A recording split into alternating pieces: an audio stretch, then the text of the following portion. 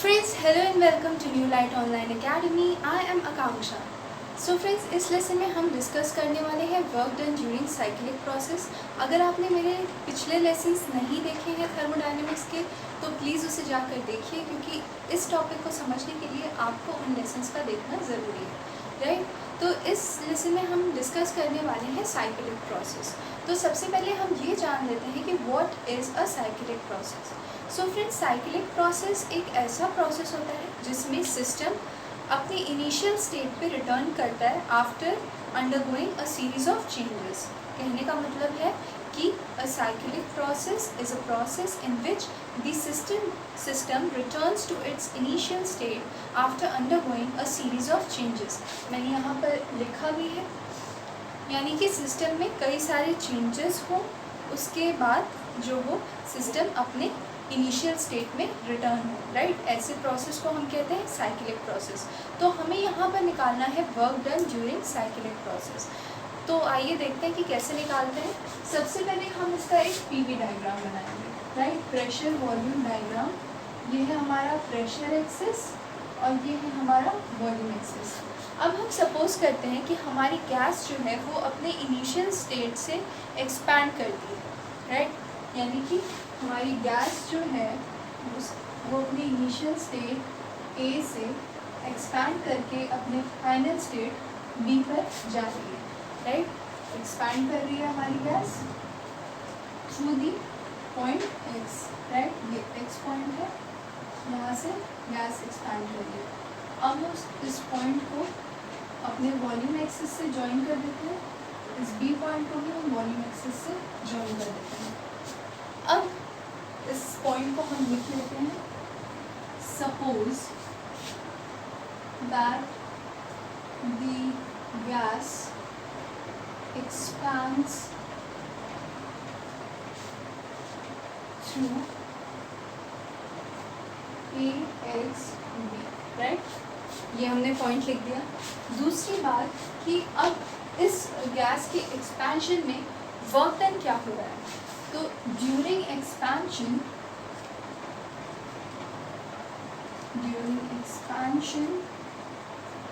Work done W1। तो हम suppose करते हैं कि during expansion the work done is W1। तो W1 क्या होगा।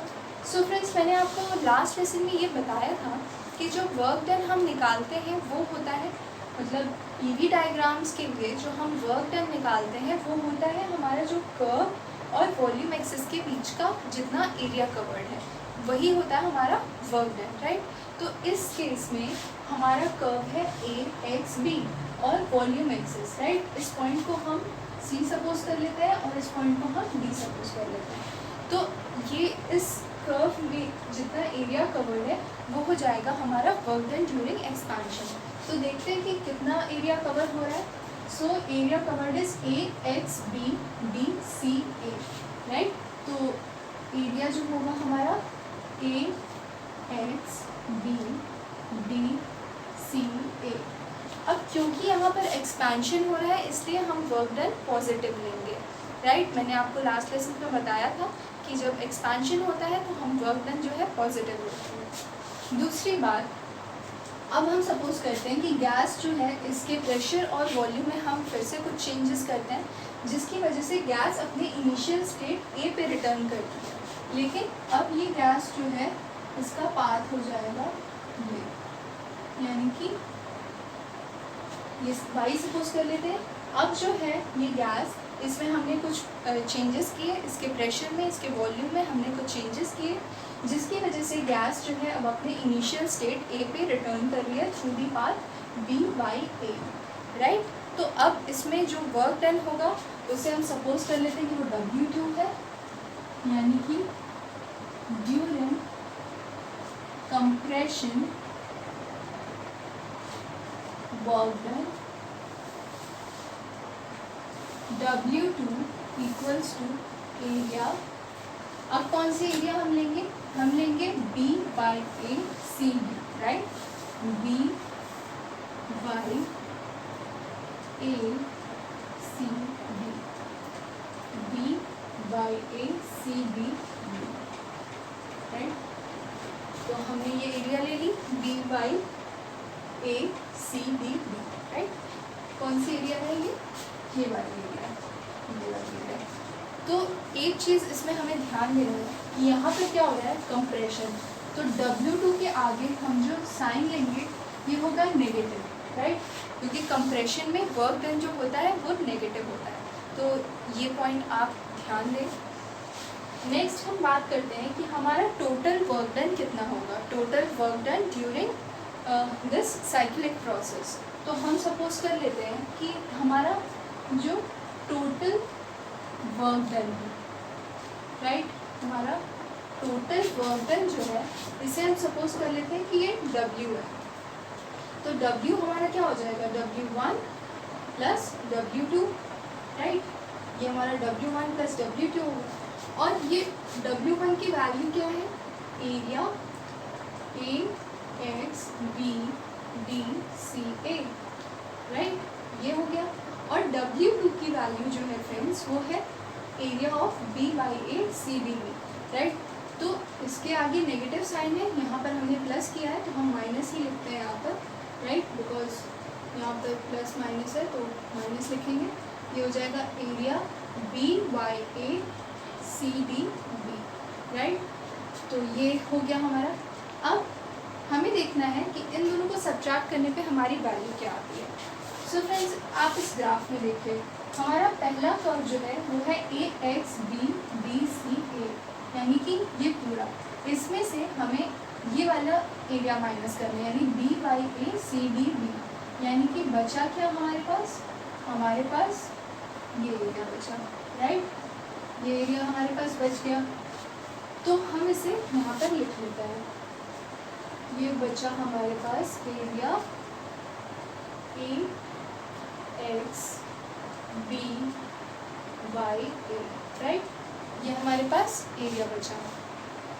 सो फ्रेंड्स ये एरिया है क्या, ये इस लूप का एरिया है, राइट। ये जो एरिया हमारे पास बचा यानी कि हमारा जो टोटल वर्क डन है ये area covered by the loop है, राइट। तो अब हमारा कंक्लूजन क्या निकलता है। सो फ्रेंड्स पहला कंक्लूजन हमारा ये निकलता है कि during a cyclic process the work done is equal to the area covered by the loop, right.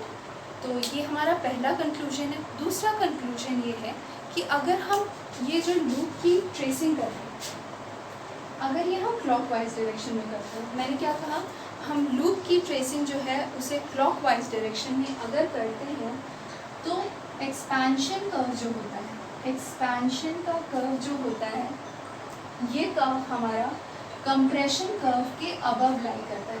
मैंने क्या कहा, अगर हम कर्व ट्रेसिंग जो है उसे हम क्लॉकवाइज डायरेक्शन में करें तो एक्सपेंशन कर्व कंप्रेशन कर्व के अबव लाई करेगा। इस केस में जो वर्क डन होगा, वर्क डन इस प्रोसेस में जो इस केस में वर्क डन होगा वो होगा हमारा पॉजिटिव, राइट। इस केस में पॉजिटिव वर्क डन होगा क्योंकि यहाँ पर एक्सपेंशन हो रहा है कंप्रेशन से पहले, राइट। अब अगर वहीं पर हम इस कर्व ट्रेसिंग को अगर एंटी क्लॉकवाइज डायरेक्शन में करें, कर्व ट्रेसिंग हमने एंटी क्लॉकवाइज डायरेक्शन में की, तो अब हमारा कंप्रेशन कर्व जो है वो एक्सपेंशन कर्व के अबव लाई करेगा।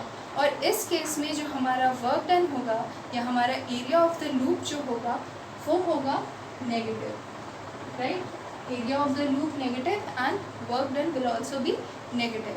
सो ये 3 पॉइंट्स हैं कि पहला कि जब वर्क डन हमारा साइक्लिक प्रोसेस में जो होता है वो होता है area of the loop, right, area of the loop के इक्वल होता है। दूसरा पॉइंट जो है हमारा ये कि जब हम कर्व ट्रेसिंग क्लॉकवाइज डायरेक्शन में करते हैं तो एक्सपेंशन कर्व जो होता है वो कंप्रेशन कर्व के अबव लाई करता है, एरिया ऑफ द लूप जो होती है वो पॉजिटिव होती है यानी कि वर्क डन पॉजिटिव होता है। तीसरी चीज़ जो है वो है ये कि जब हम curve tracing anti clockwise direction में करते हैं तो हमारा कंप्रेशन कर्व जो है वो एक्सपेंशन कर्व के अबव लाई करता है। इस केस में जो एरिया ऑफ द लूप है वो होगी नेगेटिव या फिर हमारा जो वर्क डन है वो है नेगेटिव। राइट। तो अगर आपको इसमें पॉइंट्स जो भी इम्पोर्टेंट लग रहे हो तो आप उसे नोट डाउन कर सकते हैं।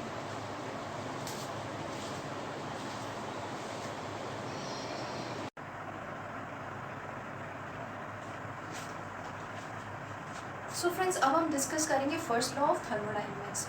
सो friends, first law of thermodynamics जो है ये हमारा एक एक्सटेंशन है law of conservation of energy का। तो law of conservation of energy जो है उसके according energy can neither be created nor be destroyed, it can only be transform from one form to other. कहने का मतलब है कि ना ही हम एनर्जी को क्रिएट कर सकते हैं और ना ही हम एनर्जी को डिस्ट्रॉय कर सकते हैं, हम सिर्फ एनर्जी को एक फॉर्म से दूसरे फॉर्म में कन्वर्ट कर सकते हैं। तो ये फर्स्ट लॉ ऑफ थर्मोडाइनमिक्स जो है ये law of conservation of energy पर ही बेस्ड है। तो फर्स्ट लॉ ऑफ थर्मोडाइनमिक्स का जो स्टेटमेंट है उसे हम एक बार पढ़ लेते हैं, फिर मैं आपको बताती हूँ कि इसका मतलब क्या है। So first law of thermodynamics के according according to the first law of thermodynamics, if some heat is supplied to a system which is capable of doing work, then the quantity of heat absorbed by the system will be equal to the sum of increase in internal energy and the external work done by the system on the surroundings. कहने का मतलब है कि हमने किसी system को heat supply की, right, हमने किसी सिस्टम को हीट सप्लाई की, वो सिस्टम जो है वो केपेबल है वर्क करने के, राइट, सिस्टम जो है वो वर्क करने के केपेबल है और हमने उसे हीट सप्लाई की। तो वो सिस्टम जो है जितनी हीट एब्जॉर्ब करेगा वो इक्वल होगी उसके इंक्रीज इन इंटरनल एनर्जी और जो उसका वो एक्सटर्नल वर्क जो कर रहा है सिस्टम से सराउंडिंग में, राइट, जो सिस्टम है वो सराउंडिंग पे जो एक्सटर्नल वर्क कर रहा है इन दोनों के ही सम के इक्वल होगी उसकी जितनी हीट वो एब्जॉर्ब करेगा। एक बार फिर से सुनिए कि क्या मैंने कहा। मैंने कहा कि हमने एक सिस्टम लिया, राइट, हमने सिस्टम को हीट सप्लाई की, सिस्टम जो है वो वर्क करने के केपेबल है, right, the system is capable of doing work, then the heat absorbed by the system, right, जितनी सिस्टम हीट एब्जॉर्ब कर सकता है वो इक्वल होगा इंक्रीज इन इंटरनल एनर्जी और external work done by the system on the surrounding के sum के equal होगा, राइट। अब इस चीज़ को हम थोड़ा डिटेल में समझते हैं कि अगर डेल्टा क्यू जो है, राइट, ये है heat supplied to the system, right, delta Q जो है यह heat supplied to the system. Delta U जो है ये है हमारा चेंज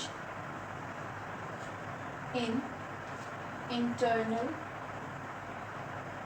एनर्जी, या हम कह सकते हैं increase in internal energy.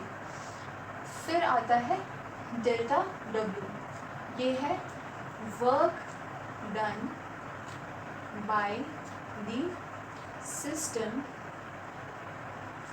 On the surrounding.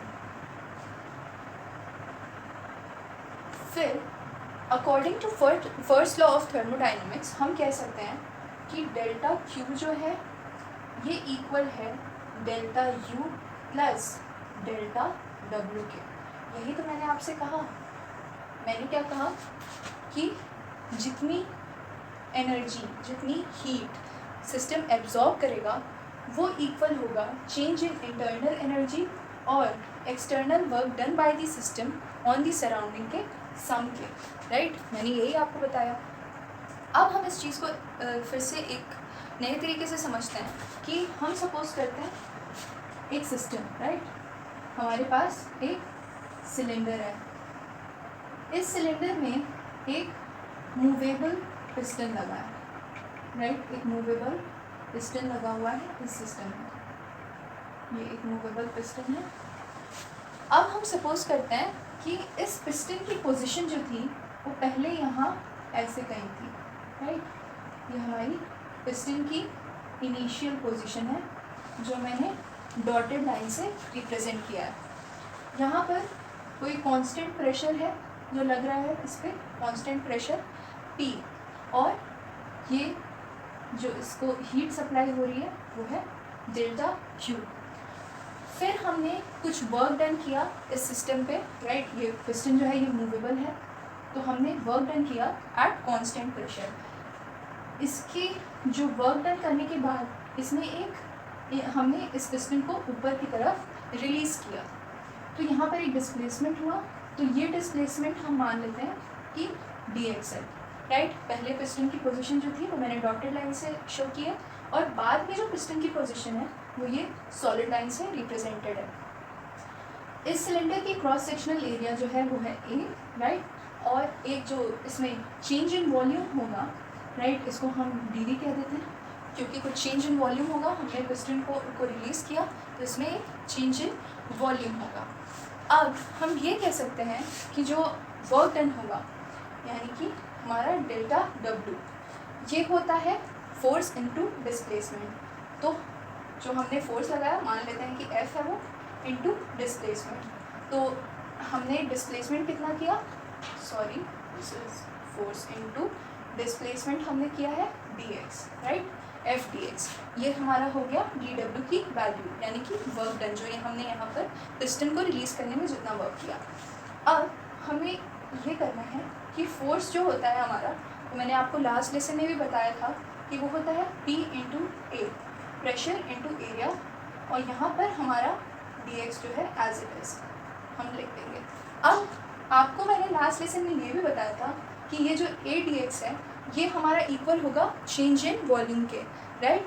ये चेंज इन वॉल्यूम के इक्वल होगा, a dx will be equal to dv, right. ये चेंज इन वॉल्यूम के इक्वल होगा, तो हम इसे लिख सकते हैं p dv, राइट।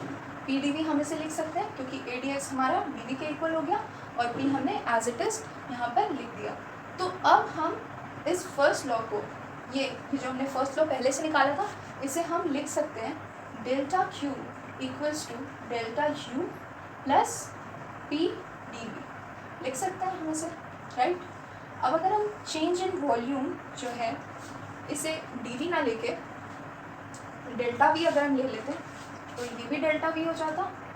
यहाँ पे ये dx है, राइट, इसे हम डेल्टा V भी लिख सकते थे, और यहाँ पर भी ये हो जाता डेल्टा V, राइट। तो ये एक और फॉर्म हो गया हमारे फर्स्ट लॉ ऑफ थर्मोडायनेमिक्स का। सो फ्रेंड्स, ये है आपका फर्स्ट लॉ ऑफ थर्मोडायनेमिक्स। आपको इसमें जो भी इंपॉर्टेंट लगे आप उसे नोट डाउन कर सकते हैं।